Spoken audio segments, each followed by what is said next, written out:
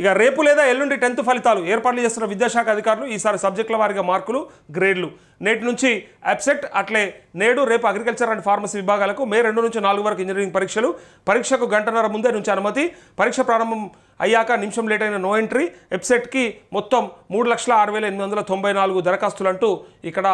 రేపు లేదా ఎల్లుండి 10th ఫలితాలు వస్తాయట ఇక 10వ తరగతి పరీక్షలు అయిపోయాక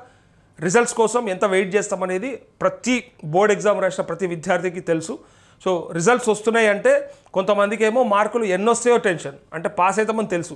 కొంతమందికి ఏమో ఎంత గ్రేడ్ వస్తుంది ఇప్పుడంటే గ్రేడ్ అప్పుడు ర్యాంకులు ఇంకా కొంతమందికి అరే అసలు నేను పాస్ అవుతాను లేదా కొంతమందికి పోతే ఎన్ని పోతుండొచ్చు రాస్తే మళ్ళీ ఎప్పుడు రాయలేదు ఈ టెన్షన్లలో ఉంటారు మొత్తం కూడా విద్యార్థులు సో ఇక రేపు కానీ ఇగో ఎల్లుండి కానీ ఫైనల్గా రిజల్ట్స్ వచ్చేస్తే ఇక తెలిసిపోతుంది మీకు మీ భవితవ్యం కూడా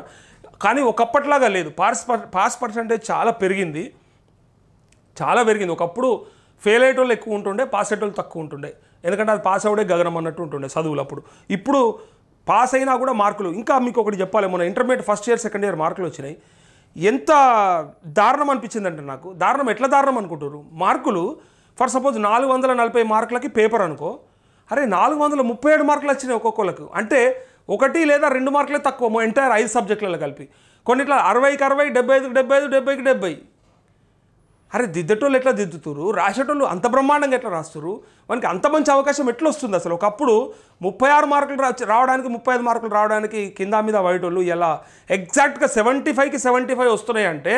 అసలు ఆ స్టూడెంట్ బ్రైట్ అనుకోవాలా దిద్దేటోడు కింద మీద దిద్దుతుండ అనుకోవచ్చా అసలు ఒక్క పొల్లు పోకుండా తప్పు లేకుండా అట్లా రాస్తున్నారు అనుకోవచ్చా అసలు ఏం జరుగుతుంది లేదా పేపర్లు సరిగా గట్టిగా వాళ్ళకి ఇస్తలేరా క్వశ్చన్స్ గట్టిగా ఉంటలేవా చాలామంది విద్యార్థులకు నేను ఏదో ఒక్కరికి ఇద్దరికి వస్తే వాళ్ళు బాగా చదివి ఉండొచ్చు అన్న అందుకోసమే అనుకోవచ్చు నేను యావరేజ్ స్టూడెంట్ గురించి కూడా మాట్లాడుతున్నా యావరేజ్ స్టూడెంట్స్ కూడా చాలా బ్రహ్మాండమైన మార్కులు వచ్చినాయి మరి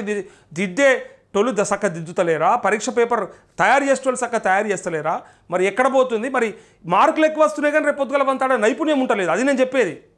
ఇప్పుడు మార్కులు వచ్చినాయి కదా అని చెప్పి ఫర్ సపోజ్ ఇంటర్మీడియట్ పిల్లగాని పిలిచి